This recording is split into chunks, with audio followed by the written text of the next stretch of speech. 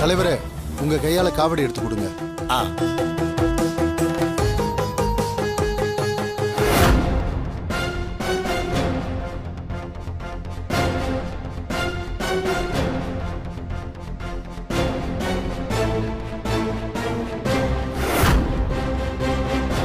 மங்க, என்னம்மா சண்மதிக்கு மாலையை காணோம்? அது கொண்டு வந்துட்டேன் மாமா. அத்தை இந்தாங்க. பவானி, நீயே இந்த மாலை அவளுக்கு போட்டு விடுமா.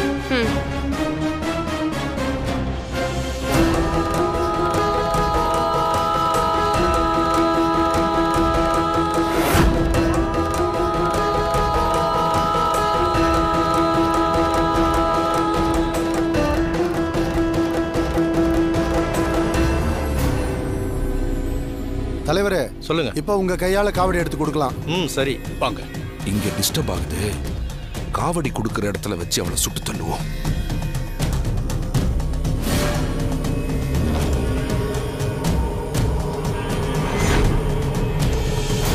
வாங்கம்மா. மேல தடிங்க.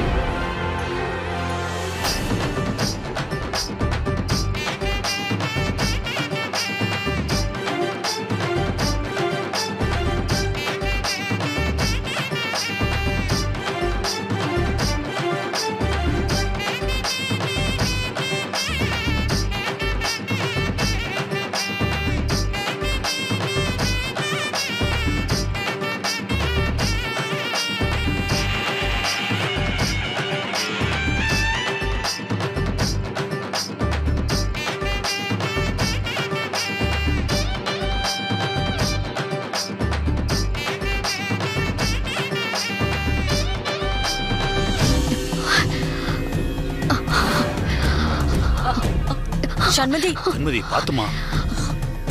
சண்மதி பாத்து.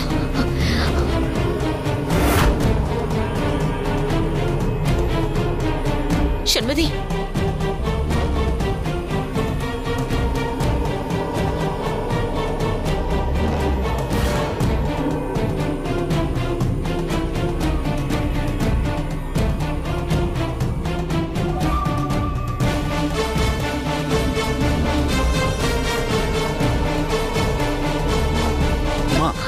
என்னமாச்சு?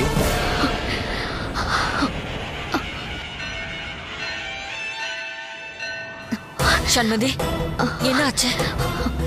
ஒன்னும் இல்ல ராஜம்மா, ஒரு மாதிரி தலையெல்லாம் சுட்டுது, மயக்கம் வருது. சண்மதி, வேண்டுதல பாதையில நிறுத்த கூடாதுமா.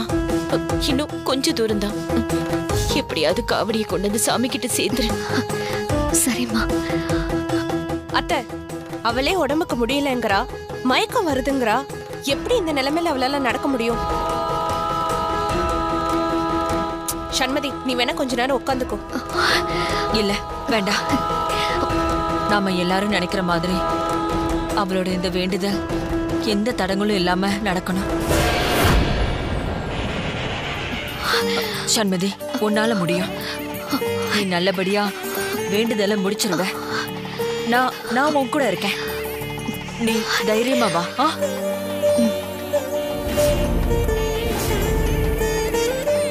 சாமிய மனசுல நினைச்சுக்கோ. காவடிய நல்லா இறுக்கமா பிடிச்சுக்கோமா.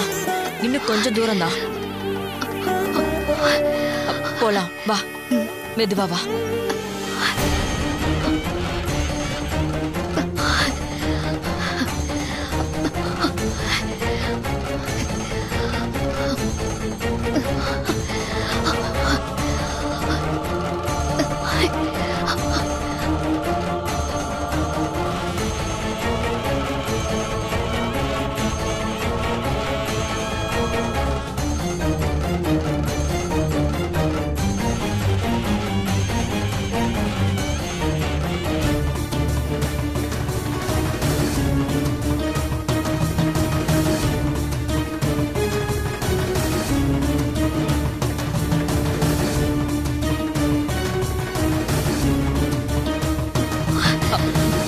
பாத்து குடுமா.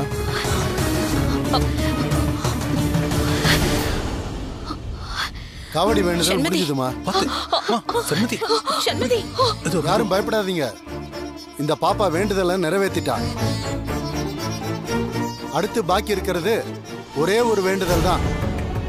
கல்யாணத்துக்காக இத்தனை நேர்த்தி கடன் செஞ்ச இந்த பொண்ணு கடைசியா ஒரு துண்டு சீட்ல எழுதி கோவில் தலவிருச்சத்துல இருக்கிற அந்த மரத்துல கட்டணும். அவங்க கண்ணு முழிச்சதும் கோவில் கிழக்கு பக்கத்துல இருக்கிற சாமி மரத்துக்கிட்ட வர சொல்லுங்க. சண்மதி சண்மதி எழுந்திருமா. ஒரே ஒரு வேண்டுதல் தாமா. கொஞ்சம் வலிய பொறுத்துக்கோமா. சண்மதி இல்ல, வெயில்ல இருந்ததுனால என்னவோ தலை சுத்தி மயக்கம் வந்துருச்சுன்னு நினைக்கிறேன். மத்தபடி வேற ஒன்றும் இல்லை. கொஞ்சம் தண்ணி கொண்டு வாங்க ராஜிமா. சண்மதி இங்க பாரு.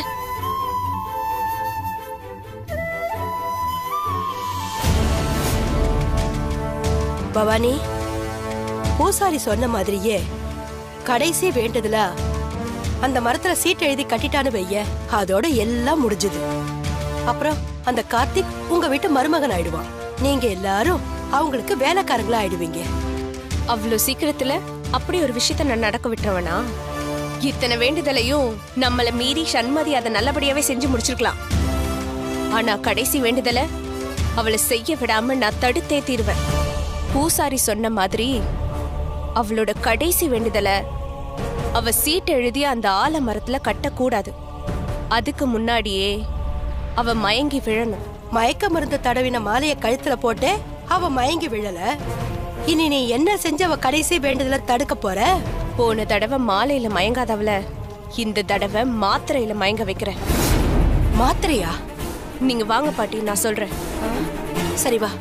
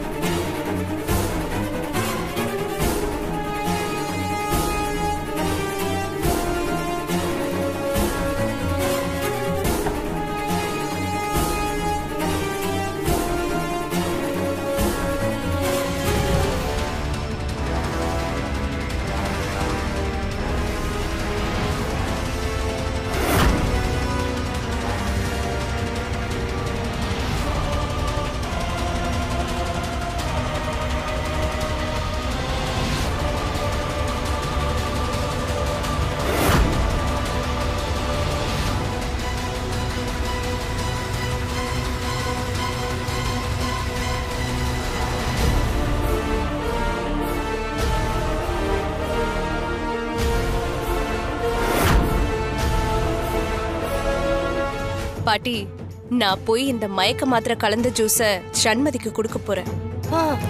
இத குடிச்சதுக்கு அப்புறமா அவ எப்படி நல்லபடியா அந்த வேண்டுதலை நிறைவேத்தி அந்த கார்த்திக கல்யாணம் பண்றான்னு நானும் பாக்குறேன்.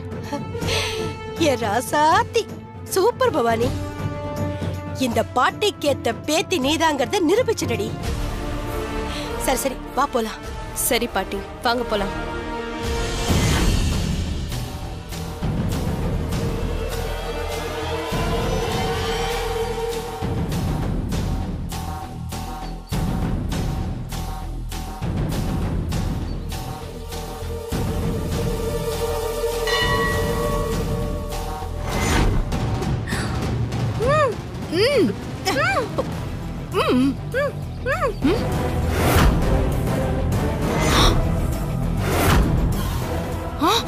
இவ்ளோ வேகமா இங்க ஓடி வரா? ஒருவேளை நாம இங்க இருக்கிறத கண்டுபிடிச்சிட்டாளோ?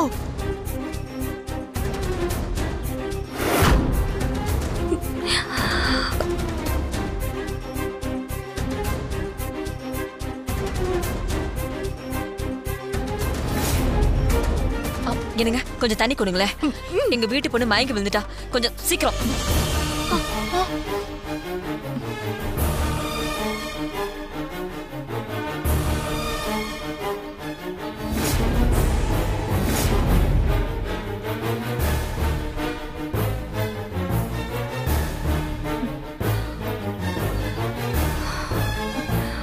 நல்ல வேளை நிக்கிறது நாம தானே கண்டுபிடிக்கல.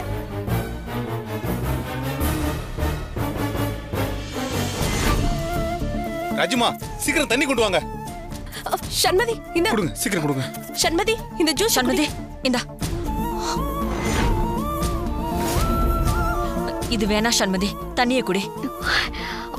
ஏன் இப்ப ஜூஸ் குடிக்கிறதுல என்ன ஆயிட போகுது? இல்ல, வேண்டுதல் முடியற வரைக்கும் சண்மதி தண்ணி மட்டும்தான் குடிக்கணும். வேற எதுவும் நீர் ஆகாரமாவோ சாப்பாடு எதுவும் சாப்பிடக்கூடாதுன்னு பூசாரி சொல்லியிருக்காரு. இவ்வளவு கஷ்டப்பட்டு எல்லா நேர்த்தி கடனையும் செஞ்சுட்டு கடைசியில பூசாரி சொன்ன மாதிரி விரதத்தை மீறின மாதிரி ஆயிடக்கூடாது இல்லையா? அதுக்காக தான் சொல்றேன். நீங்க சொல்றதுதான் சரி ராஜம்மா. நான் தண்ணியை குடிக்கிறேன். குடி.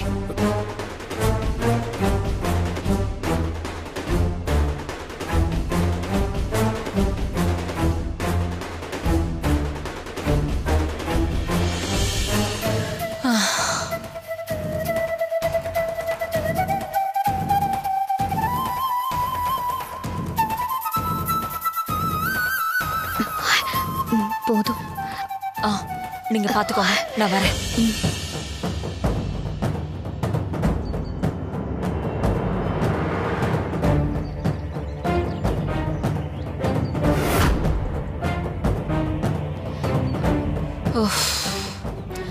அதுக்குள்ள அவங்க போயிட்டாங்க போல இருக்கே.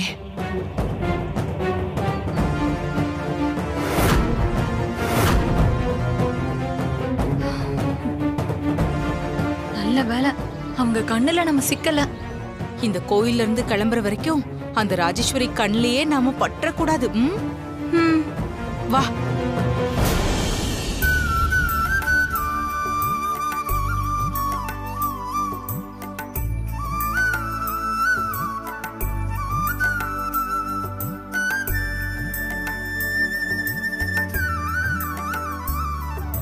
சாமி சொல்லுங்க தம்பி. நீங்க வர சொன்னதா சொன்னாங்க. ஆமா தம்பி, எப்படியோ கஷ்டப்பட்டு காவடி எடுக்கிற வேண்டுதலை இந்த பொண்ணு நல்லபடியா முடிச்சிருச்சு.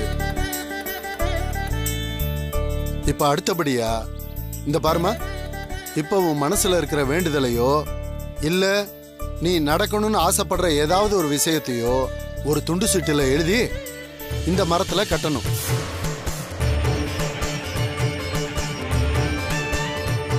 இந்த மரம் கோவிலோட தலை விரிச்சம். இந்த கோவில்ல இருக்கிற மூலவருக்கு எவ்வளவு சக்தி இருக்கோ அதே அளவு தெய்வீக சக்தி இந்த தலை விரிச்சத்துக்கும் இருக்குது. உன் மனசுல நினைக்கிறத ஒரு பேப்பர்ல எழுதி இந்த மரத்துல கட்டுனா அந்த சாமி நிச்சயம் நடத்தி கொடுப்பாரு.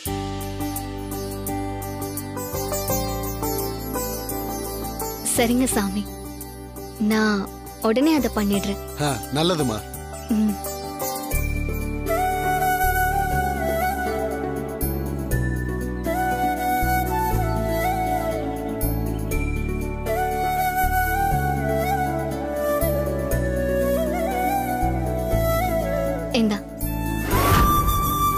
நான் என்ன எழுதுறது? நீ வேண்டிட்டு கட்டி சண்மதியா, அது போதும். அப்போ உனக்குன்னு எந்த வேண்டுதலும் இல்லையா? நீ யாருக்கிட்டையும் சொல்லாம ஆனா சீக்கிரமே நடக்கணும்னு ஏதாவது ஒரு விஷயம் உன் மனசுல இருக்கும்ல, அதே இதுல எழுது. அத நம்ம இந்த மரத்துல கட்டலாம். இந்த மரம் எவ்வளவு சக்தி வாய்ந்ததுன்னு பூசாரி இப்பதானே சொல்லிட்டு போனாரு. கேட்டதானே? அப்புறம் என்ன?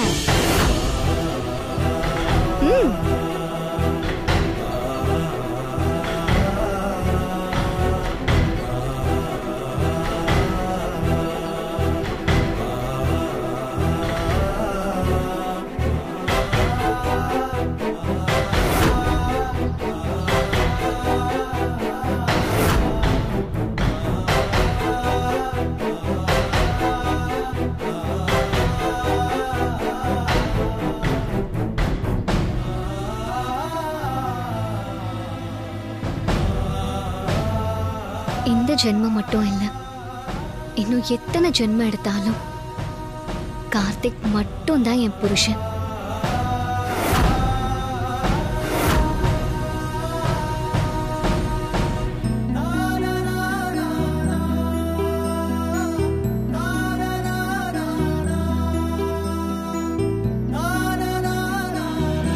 இத்தனை நாளா சண்முதி கிட்ட நான் சொன்ன பொய்க்கு எல்லாம் மனசார நான் அவகிட்ட மன்னிப்பு கேட்டுக்கிறேன். என்ன ஆனாலும் சரி, கல்யாணத்துக்குள்ள எல்லா உண்மையும் அவகிட்ட சொல்லிடணும்.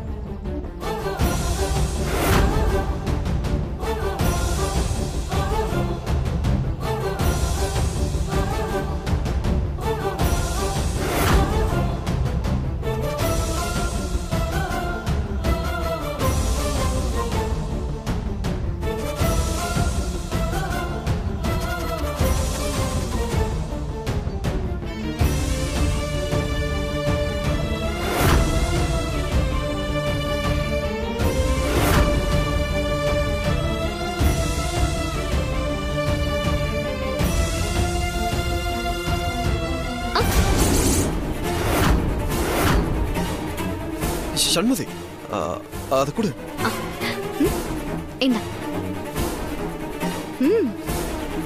நான் எழுதந்து கேட்டா நீ எழுதந்து கொடுக்குற. கார்த்திக், நமக்குள்ள என்ன ஒளிவு மறைவு இருக்க கூடாதுல்ல, அதனால நான் எழுதினத நீ படி, நீ எழுதினத நான் படிக்கிறேன்.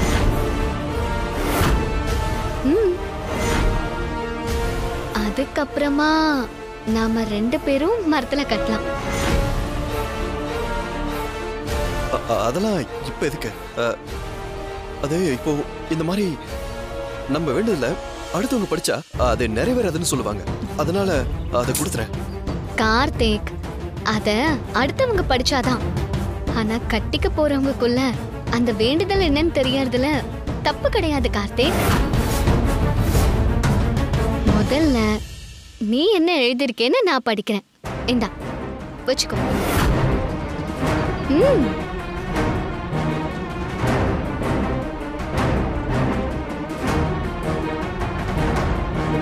அத படி.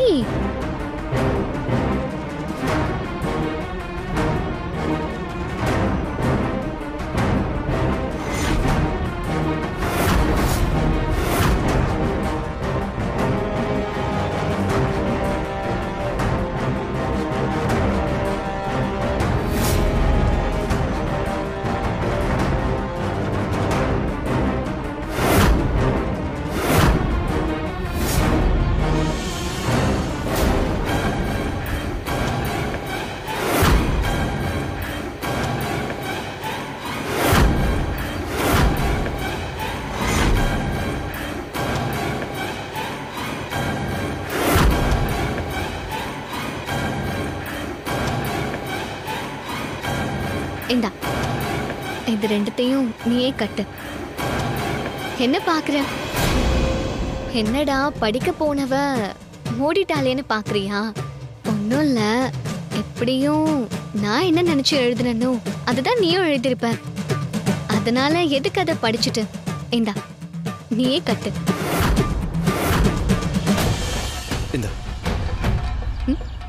என்ன பண்ற? நீ சொன்ன மாதிரி நம்ம 2 பேரும் ஒரே விஷயத்தானே எழுதியிருப்போம். அதை எதுக்கு போய் தனித்தனியா படிச்சுக்கிட்டேன்?